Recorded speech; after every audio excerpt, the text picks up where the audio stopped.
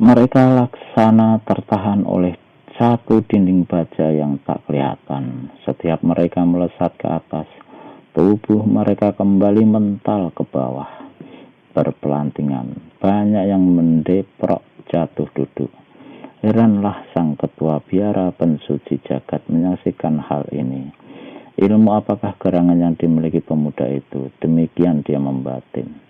Melihat betapa orang-orangnya mengalami kesia-siaan, tiada hasil melakukan serangan mereka, maka Supit Jagat sendiri segera turun dari mimbar dan berseru, "Pemuda, turunlah, hadapi aku." "Ah, ketua biara, sungguh satu kehormatan yang kau sendiri juga mau turun tangan pada budak hina ini." Sementara itu, sepasang mata si pemuda melirik ke pintu di ujung kanan yang kini tiada terjaga lagi, karena keseluruhan biara di ruangan itu ambil bagian menyerangnya. Tapi, melanjutkan si pemuda, sementara kedua telapak tangannya masih terus juga dipukulkan berkali-kali ke bawah, mapasi serangan-serangan lawan. "Harap maaf, saat ini aku tiada punya kesempatan untuk main-main dengan kau. Lagi pula, aku anggap kita semua ini adalah orang satu golongan. Sampai jumpa, ketua biara." Pemuda itu melompat ke samping, lalu menukik ke arah pintu. Penasaran sekali ketua biara pensuci jagat lepaskan satu pukulan jarak jauh yang dahsyat. Brak! Sebagian tiang pintu yang besarnya lebih dari sepemeluk tangan hancur lebur. Tapi si pemuda lenyap. "Kejar!" teriak Supit Jagat. "Kita mesti tangkap manusia itu hidup atau mati." Maka ruangan besar itu pun kosong melomponglah kini. Semua biarawati termasuk Supit Jagat menghambur keluar. Seluruh halaman diperiksa, pintu gerbang dibuka, dan belasan biarawati mengejar keluar, dan belasan lainnya melompat ke atas atap. Namun si pemuda lenyap tiada bekas. Supit Jagat memerintahkan orang-orangnya untuk kembali masuk ke dalam biara. Dan waktu mereka memasuki ruangan pertemuan tadi, semuanya terkejutlah. Di lantai ruangan, di kursi-kursi, dan di beberapa bagian dinding ruangan sebelah bawah bertebaran puluhan deretan angka 212. 212, desis Supit Jagat. Ketua biarawati jagat pensuci jagat ini memandang biarawati-biarawati angkatan tua. Ya, hanya mereka yang seumur dengan dialah yang mengerti apa arti angka 212 itu. Sedang biarawati-biarawati angkatan muda hanya melongo tak mengerti. Ketua biara pensuci jagat memberi isyarat pada kira-kira 10 orang biarawati angkatan tua agar mengikutinya masuk ke dalam sebuah kamar. Ketua biara ini duduk di kursi goyang yang dulu menjadi kursi kesayangan ketua mereka yang telah meninggal dunia. "Sekarang kita sudah tahu siapa adanya pemuda itu," berkata Supit Jagat. "Dia bukan lain dari Wiro Sableng, pendekar kapak maut naga geni 212, murid Eyang Sinto Gendeng di puncak Gunung Gede, yang menurut guru kita tempo hari merupakan kawan baiknya." "Kalau begitu," menyela biarawati 5 yang bertubuh gemuk pendek dan yang tadi paling gemas terhadap pemuda itu, "keterangan yang diberikannya bukan omong kosong belaka." "Betul," sahut Supit Jagat anggukkan kepala. "Kalau dia memang golongan kita sendiri, sama-sama golongan putih," kata biarawati 9. "Kenapa tidak siang-siang dia terangkan diri?" "Pemuda itu memang aneh," menyahut ketua biara pensuci jagat. "Kadang-kadang orang menganggapnya pemuda gila, edan kurang ingatan. Kalau kalian kenal pada gurunya Eyang Sinto Gendeng itu lebih gila lagi. gila dan edan, bicara seenaknya, bahkan dalam bertempur, menyambung nyawa pun dia tertawa-tawa atau bersiul-siul seperti yang kalian lihat tadi. Sinto Gendeng atau muridnya yang tadi memang bukan orang-orang yang suka agul-agulkan nama atau obral gelar di mana-mana. Kurasa itulah yang sebabnya pemuda tadi tidak mau kasih keterangan siapa dia sebenarnya. Sunyi beberapa lamanya. Ketua, bagusnya kita segera bersiap-siap menjaga segala kemungkinan atas datangnya pendekar pemetik bunga itu. Ya, biarawati satu, kau atur semuanya, perketat penjagaan, tambah alat-alat rahasia di sekitar tembok dan pintu gerbang. Perintah akan kami jalankan, Ketua, sahut biarawati satu. Lalu bersama kawan-kawannya yang lain segera meninggalkan tempat itu setelah terlebih dahulu menjura memberi hormat. Sementara itu, dua orang biarawati muda yang kelelahan mencari-cari Wiro Sableng di luar tembok halaman yang bekerja di bagian dapur biara segera langsung menuju ke bagian dapur itu. Sesudah minum melepaskan dahaga, mereka bermaksud akan meneruskan pekerjaan mereka sehari-hari di dapur. Namun, betapa terkejutnya kedua biarawati sewaktu masuk ke dalam dapur. Mereka mendapati seorang pemuda yang bukan lain Wiro Sableng pendekar Kapak Maut Naga Geni 212 tengah duduk di sebuah kursi dengan angkat kaki dan melahap nasi, asik makan dan menggerogoti paha ayam goreng sisa malam tadi. Segera keduanya hendak berteriak. Wiro Sableng letakkan jari telunjuknya di atas kedua bibirnya, sedang mulutnya saat itu menggembung penuh nasi. Tapi mana dua biarawati tak mau berdiam diri. Keduanya sama hendak berteriak lagi dan menghambur dari dapur. Wiro tak dapat berbuat lain. Dia hantamkan dua jari tangan kanannya ke depan. Dengan serta-merta tubuh kedua biarawati itu berhenti mematung. Mulut mereka yang tadi hendak berteriak terbuka lebar-lebar, tak satu suara pun yang keluar. Itulah ilmu totokan jarak jauh yang lihai sekali telah dilepaskan oleh murid Eyang Sinto Gendeng. Dan selanjutnya seperti tak ada kejadian apa-apa, seperti di rumahnya sendiri, Wiro Sableng meneruskan melahap makanannya. Selesai makan dan meneguk air, pendekar Kapak Maut Naga Geni 212 ini segera tinggalkan dapur itu.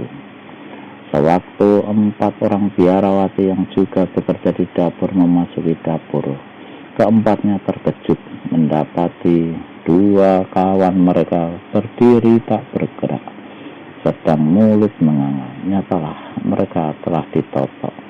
Segera totokan itu dilepaskan. Siapa yang menotok kalian? Pemuda itu, maksudmu Wiro Sableng pendekar 212? Ya, sahutnya seorang. Yang seorang lagi memberi keterangan. Kami haus dan minum, lalu melanjutkan tugas sehari-hari. Tahu-tahu pemuda itu nongkrong di kursi sana, melahap nasi dan makan daging ayam. Pantas dicari-cari di luar gedung, tidak ada. Tak tahunya nongkrong di dapur. Pemuda lapar. Ketika hal itu dilaporkan kepada ketua biara Pensuci Jagat, mula-mula dalam terkejutnya Suci Jagat setengah tak percaya. Namun kemudian tiba-tiba meledaklah suara tertawanya. Biarawati-biarawati yang datang melapor itu pun akhirnya ikut-ikutan pula tertawa. Gadis berbaju kuning rangkas, di lain tempat. Gadis berbaju kuning ringkas itu menghentikan larinya di tepi kali berair jernih dengan batu-batu besar. Di tengah-tengahnya bertebaran laksana pulau-pulau kecil. Disibakkannya rambutnya yang mengurai di kening dan disekannya keringat yang membasahi kuduknya. Dihelanya nafas dalam, nafas yang ditarik dengan disertai rasa keputusasaan dan kegemasan.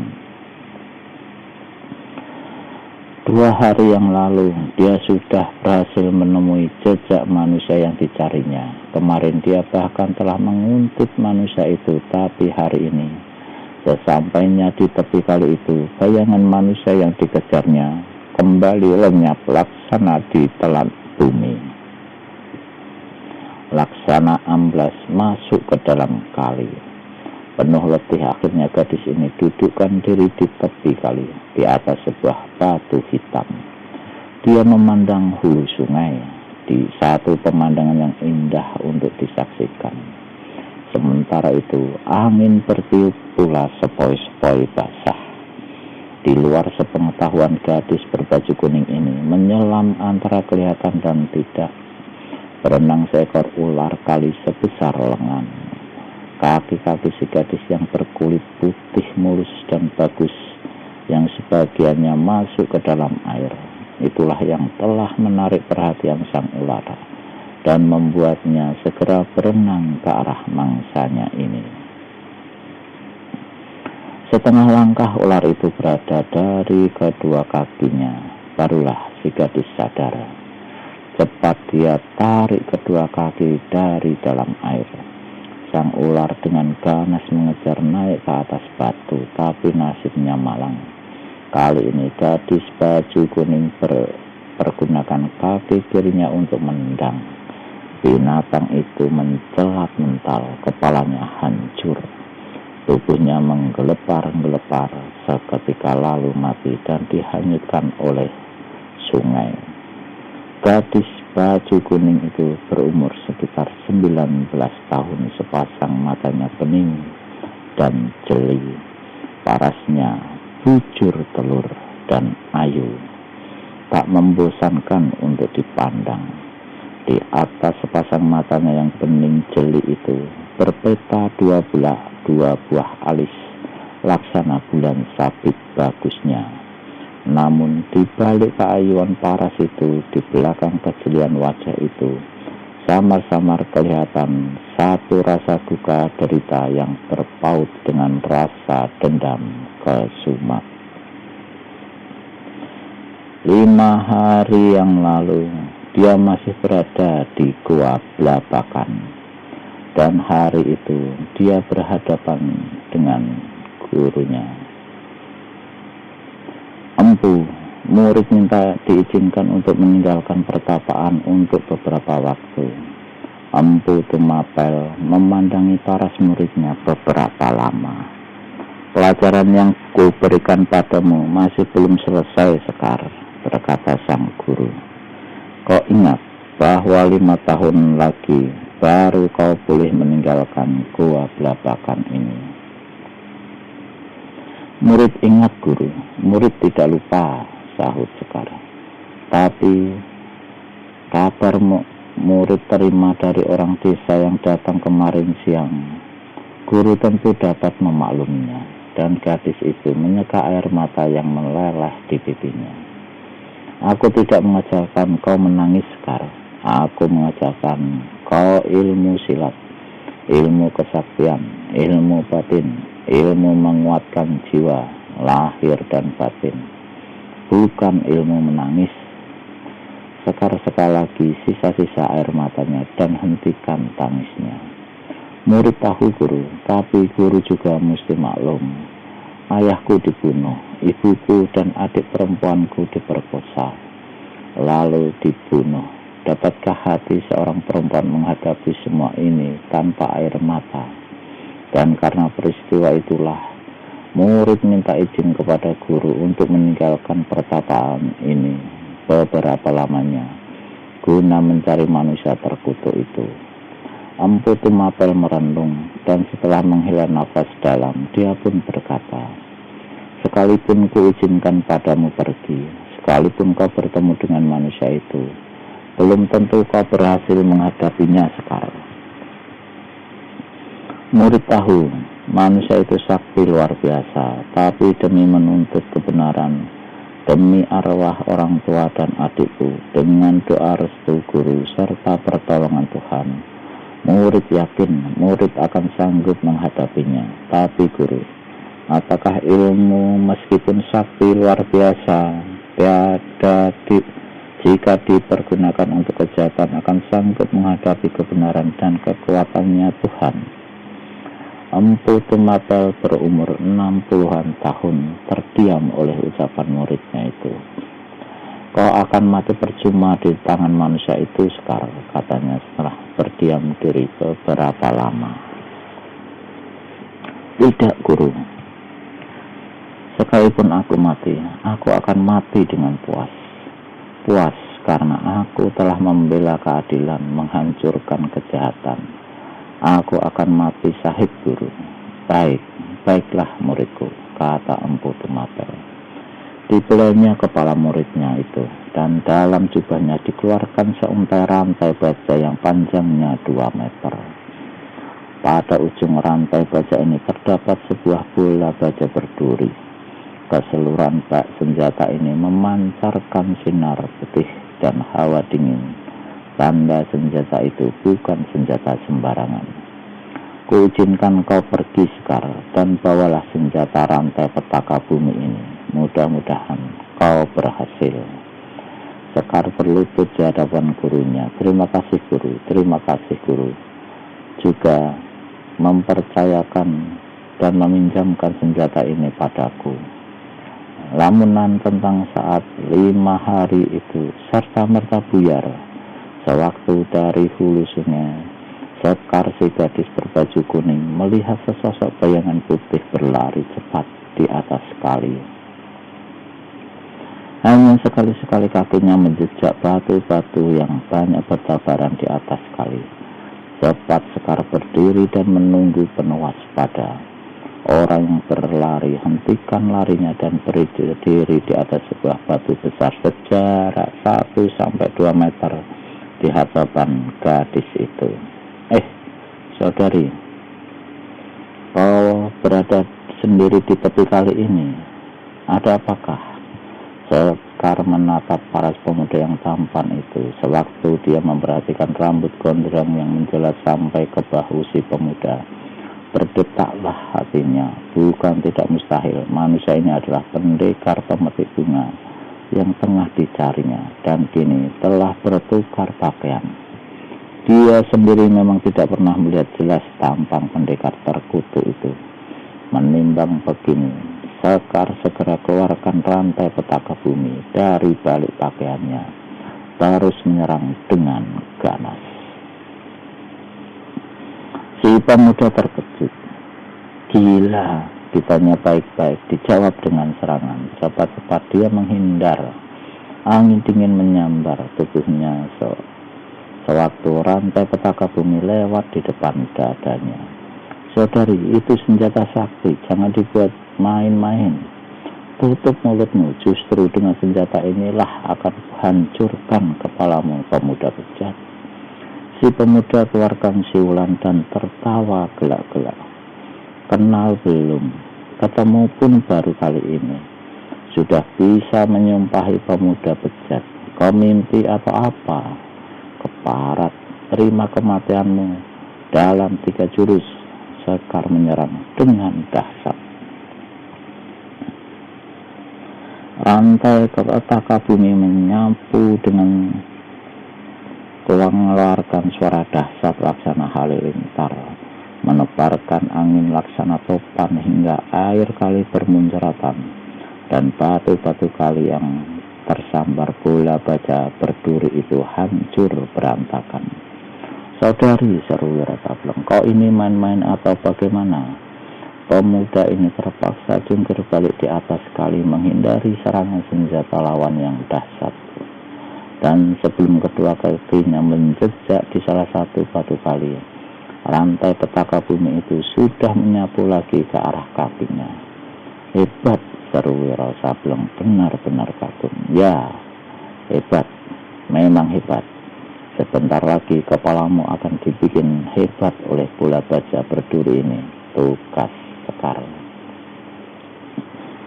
Wira Sableng terpaksa jungkir balik sekali lagi. Seorang yang memiliki ilmu mengentengi tubuh sempurna biasa saja pasti tak akan sanggup melakukan 2 kali jungkir balik itu. Tapi pendekar 212 ilmu mengentengi tubuhnya sudah lebih tinggi dari kesempurnaan. Si gadis melihat serangannya melanda angin kosong, jadi penasaran sekali. Saat melihat serangannya melanda angin kosong, kembali serangannya melanda dan semakin sebat. Saat itu jurus semakin gila. Tanpa tedeng aling-aling dia melompat ke depan lebih dekat pada si pemuda dan putar rantai petaka bumi dengan jurus bumi dilanda lindu. Jurus ini memang hebat luar biasa, padahal si gadis baru mewarisi setengahnya saja dari gurunya.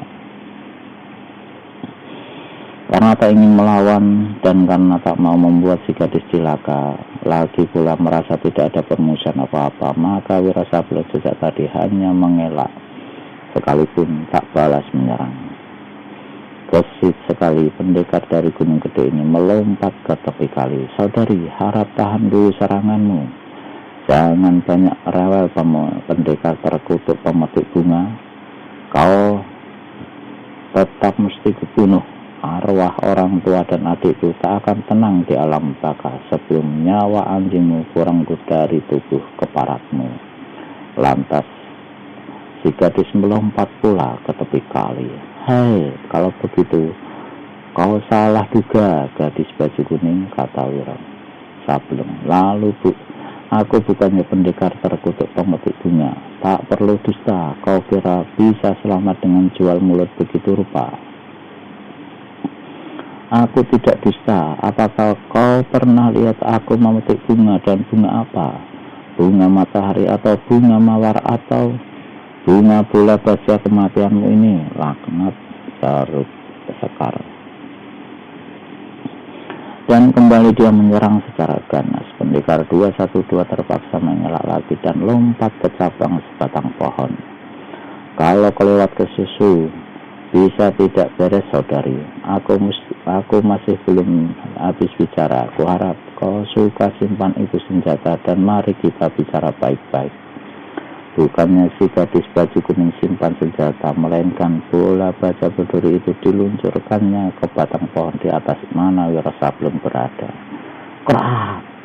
Batang pohon hancur dan tumbang. Pendekar 21 sendiri sudah lompat ke pohon yang lain. Gemas sekali, Sekar segera melompat ke pohon itu, dan di atas cabang pohon yang tak seberapa besar itu, maka kini terjadilah pertempuran yang seru. Namun Wira Sableng tetap tidak mengadakan perlawanan atau balas menyerang. Ini membuat si gadis jadi penasaran.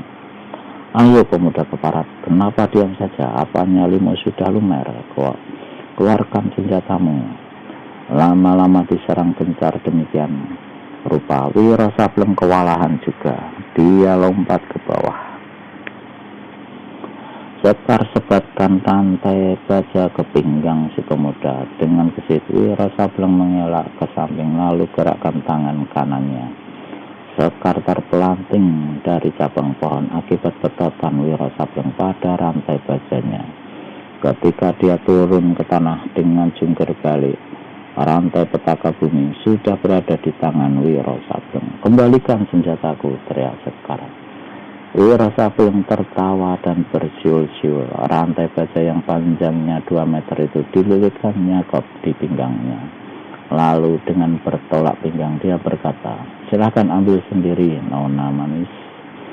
Tiada terkirakan geramnya murid Empu Tumapel itu. Tapi dasar bernyali besar, dengan tangan kosong dia menerkam ke depan dan lancarkan satu jurus bernama kabut pagi menelan embun. Jurus ini dilakukan dengan gerakan yang sangat cepat hingga waktu menyerang itu tubuh Sekar lenyap laksana kabut tipis. Tapi mata pendekar 212 tak dapat ditipu betapapun cepatnya gerakan lawan. Namun dalam kelepatan itu Masih sanggup dilihatnya bagaimana kedua tangan lawan terkembang hendak mencengkeram muka, sedang sepasang kaki menendang ke dada dan ke selangkangan. Murid Eyang Sintokedong dari Gunung Gede itu dengan gerakan silat memiringkan tubuhnya ke samping. Sewaktu tumit lawan masih akan menyerempet pinggulnya dengan cepat, ditangkapnya ujung kaki si gadis dan dibantingkannya ke atas. Sekar jungkir balik di udara, tapi jatuhnya tetap berdiri. Hidung gadis ini kembang kempis, mukanya merah kelam karena marah, hatinya geram karena sadar tiada akan sanggup menghadapi pemuda yang sangat tinggi ilmu silatnya itu. Kau letih,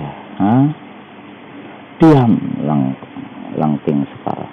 Saudari, dalam hidup ini, dalam segala hal manusia itu tidak boleh serba kesusu. Jangan jual kentut, juga jangan suka lekas marah, penasaran. Diam, teriak Sekar hingga suaranya menggema di seantero kali. Si pemuda tertawa dan geleng-gelengkan kepala. Dia berpikir bagaimana caranya menghadapi gadis galak macam yang satu ini. Tiba-tiba dia dapat akal. Saudari, kalau kau tetap keras kepala, tak bisa bicara baik-baik, aku akan pergi dari sini dan larikan senjatamu. Ke ujung bumi pun kau lari akan ku kejar. Wiro Sableng angkat bahu dan gerak garuk-garuk kepala. Tak pernah aku ketemu gadis yang keras kepala dan tak mau mengerti macammu ini, saudari. Kembalikan senjataku, aku akan kembalikan. Tapi kalau kau pergunakan lagi untuk menyerangku, kau tahu itu senjata milik siapa? Aku tidak tanya. Sekar memaki-maki. Kalau guruku Empu Tumapel tahu senjatanya dibuat main-main dan dihina, pasti nyawamu yang cuma selembar tak akan aman. Jadi kau muridnya Empu Tumapel? Orang tua itu adalah kawan main kelerengku sewaktu masih kecil, dan kau tahu dia suka main curang. Marahlah Sekar. Dia menyerbu dengan kerahkan seluruh bagian tenaga dalamnya ke lengan. Tapi kali ini Wiro Sableng tidak tinggal diam. Lebih cepat dari serangan si gadis baju kuning, lebih cepat pula sepasang jari telunjuknya menotok jalan darah di tubuh si gadis. Maka mematunglah Sekar, tapi telinga masih bisa mendengar dan mulut masih bisa bicara. Wiro Sableng tertawa cengar-cengir. Sebetulnya aku tidak punya waktu banyak, tapi kau bikin perjalananku terhalang. Menyerang membabi buta tanpa alasan. Diam, lekas lepaskan totokan ini. Sabar gadis manis. Kalau kau marah dan membentak begitu, parasmu makin cantik. Tahu? Wajah Sekar bersemu merah. Kau menyangka, bahkan menuduh aku telah membunuh orang tua serta adikmu. Apakah kau punya alasan, punya bukti? Sekar diam. Kau bilang aku pendekar pemetik bunga. Kau yakin betul? Sekar tetap diam.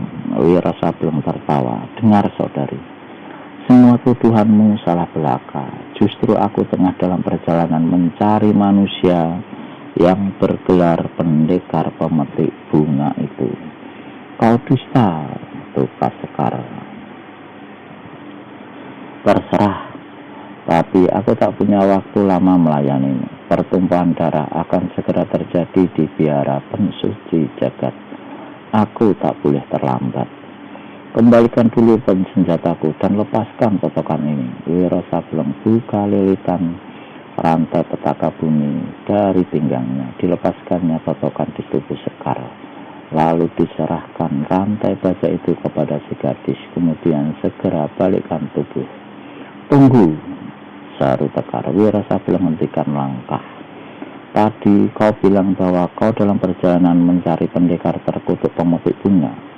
Apakah kau tahu di mana manusia itu berada? Tahu atau tidak, tahu memangnya kenapa.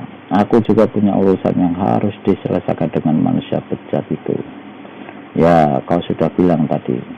Jadi maksudmu mau sama-sama seperjalanan dengan aku, ha? Untuk kesekian kalinya para si gadis jadi bersemu merah. Kuharap kau jangan bicara kelewat, kurang ajar, saudara, bentak Sekar. Sudahlah, kita tak banyak waktu. Kalau mau sama-sama memburu itu manusia biang racun penimbul bahala, lekaslah. Kau jalan duluan, kata Sekar yang hatinya masih bimbang dan bercuriga terhadap si pemuda. Dia khawatir kalau Wiro Sableng adalah benar-benar pendekar terkutuk pemetik bunga yang hendak menipunya. Tak perlu tanya, jalanlah, pendekar 21 bersiul dan bencongkan hidungnya. Sekali dia berkelebat, maka tubuhnya sudah melompat 5 tombak ke depan. Sekar tidak tinggal diam. Segera pula dia kerahkan ilmu larinya untuk mengikuti Wiro Sableng. Di biara, ketua biara pensuci jagat terkejut ketika melihat jarum alat rahasia di dalam kamarnya bergerak-gerak. Segera ditekannya sebuah tombol di tepi tempat tidur. 2 buah pintu rahasia terbuka dan 8 orang biarawati muncul. Kedelapannya menjura lalu berpaling ke arah alat rahasia yang dituding oleh ketua mereka. Atur pengurungan, kata ketua biara itu pula. 50 di dalam, 50 di luar. Yang datang ini bukan orang yang kita tunggu-tunggu. 8 biarawati menjura lagi lalu meninggalkan kamar ketua mereka, Supit Jagat. Ketua biara memandang lagi ke jarum alat rahasia. Jarum itu kini kelihatan diam tak bergerak-gerak, tapi sesaat kemudian kelihatan bergerak lagi. Kali ini ketua biara itu segera membentak, "Tamu di atas atap, silakan turun, unjukkan diri." Baru saja Supit Jagat berkata begini, maka terdengarlah suara menggemuruh. Atap dan langit-langit kamar amblas roboh diiringi oleh suara tertawa begagakan. Sesosok tubuh berjubah hitam melompat turun dalam gerakan yang sangat enteng. Yang datang ternyata betul pendekar pemetik bunga. Hehehehehehehehehehe. Sungguh satu kehormatan dapat berkunjung ke biaramu ini, Supit Jagat. Baru saja pendekar pemetik bunga berkata demikian, 4 dinding kamar amblas ke dalam lantai dan kini terbukalah satu ruangan besar. Di setiap tepi ruangan berbaris 2 lapis biarawati angkatan tua dan angkatan muda berseling-seling, kesemuanya dengan pedang di tangan. Pendekar pemetik bunga memandang berkeliling. Tidak ada bayangan rasa terkejut pada parasnya. Rupanya sudah ada persiapan untuk menyambut kedatanganku, katanya.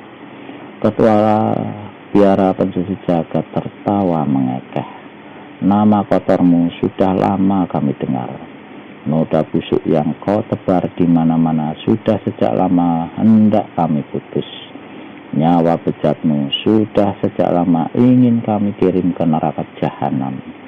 Tapi hari ini agaknya kami tak perlu susah-susah turun tangan keluar biara. Malaikat maut rupanya telah membawamu ke sini. Pendekar terkutuk pemetik bunga rangkapkan tangan di muka dada. Betapa indahnya susunan kata-katamu, Supit Jagat, berkata pendekar pemetik bunga. Tapi ketahuilah, aku datang ke sini bukan dibawa oleh malaikat maut. Sebaliknya, justru mengantarkan malaikat maut yang ingin cepat-cepat merenggut nyawa kalian.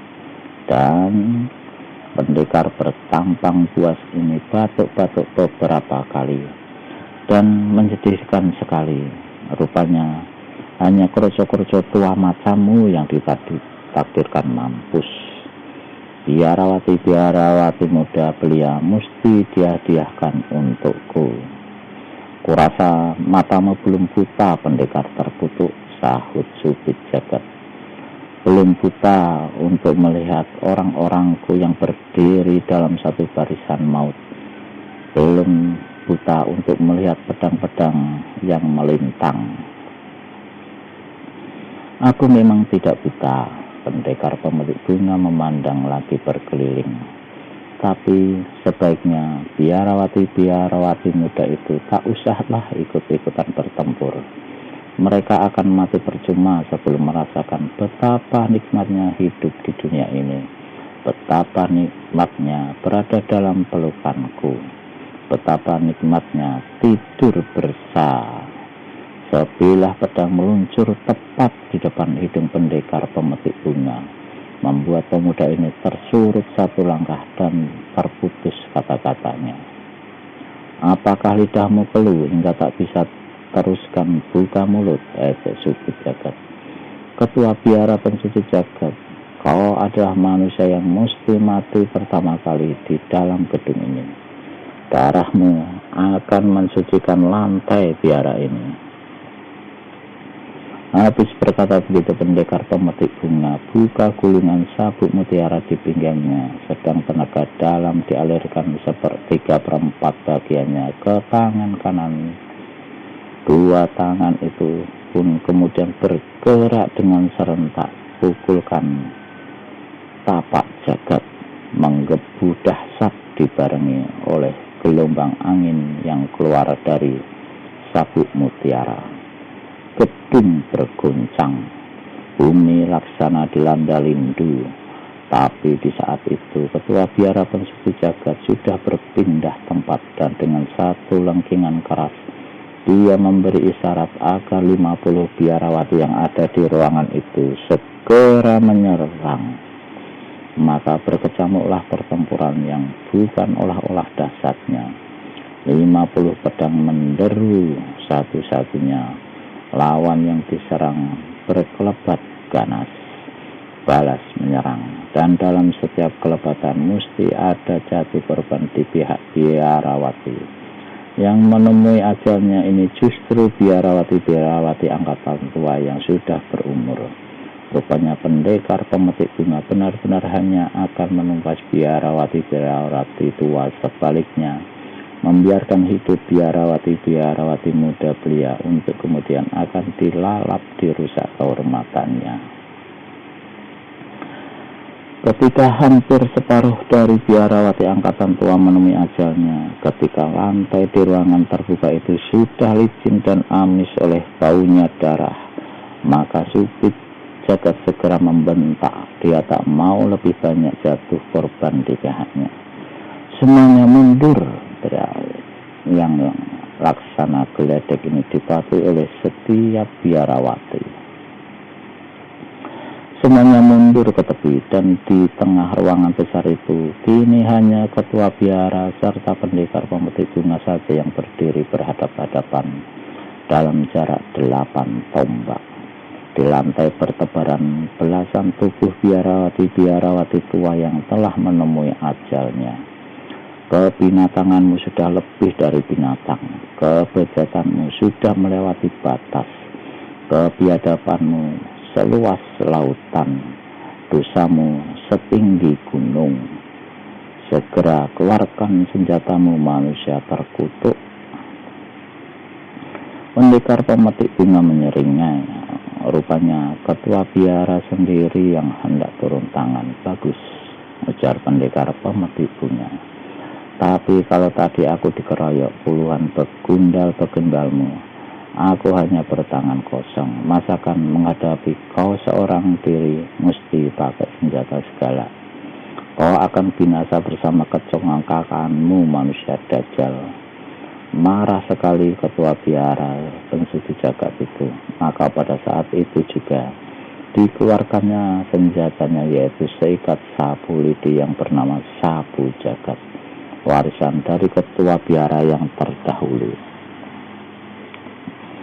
Melihat senjata yang dikeluarkan lawannya adalah seikat sapu lidi, maka pendekar pemetik bunga tertawa memengkal.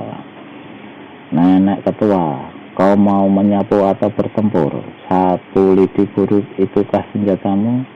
Lucu sekali, betul-betul lucu. Sapu jagat maju 3 langkah. Tiba-tiba dia sapukan sapu lidinya ke arah lawan. Pendekar pemetik bunga berseru kaget. Berubahlah parasnya. Angin yang keluar dari sapu lidi itu dahsyatnya laksana badai prahara, seperti menghancur leburkan sekujur tubuhnya. Secepat kilat dia segera melompat ke samping sampai 4 tombak. Tapi ketua biara tidak kasih kesempatan. Segera pula dia memapas dengan senjatanya. Ketika 15 jurus dia terkurung rapat oleh sambaran sapu jagat yang dahsyat itu, menggeramlah pendekar pemetik bunga. Pukulan-pukulan tapak jagat dan kebutan angin pengap tapi jubahnya sama sekali tidak mempan menerobos gulungan angin sapu lidi lawan. Pada jurus ke-21 pendekar pemetik bunga memekik tertahan. Sewaktu ujung sapu menyerempet dadanya dan membuat jubah hitamnya robek besar. Tidak tunggu lebih lama, pendekar pemetik bunga segera cabut kembang kertas kuning yang menancap di kepalanya. Semua tutup jalan nafas atau keluar dari sini, teriak suku jagat. Karena dia maklum bahwa kembang kertas itu mengandung racun yang sangat dahsyat. Biarawati angkatan muda segera tinggalkan ruangan, sedang biarawati angkatan tua tetap di tempat. Pertempuran kini telah berjalan 34 jurus. Dan yang mengkalkan pendekar pemetik bunga ialah racun kuning yang setiap detik menggebu keluar dari bunga kertasnya. Sama sekali tidak sanggup menerobos angin sapu lidi yang sang ketua biara. Malahan kalau dia tidak berhati-hati, racun bunga itu seringkali dihantam membalik ke dirinya sendiri.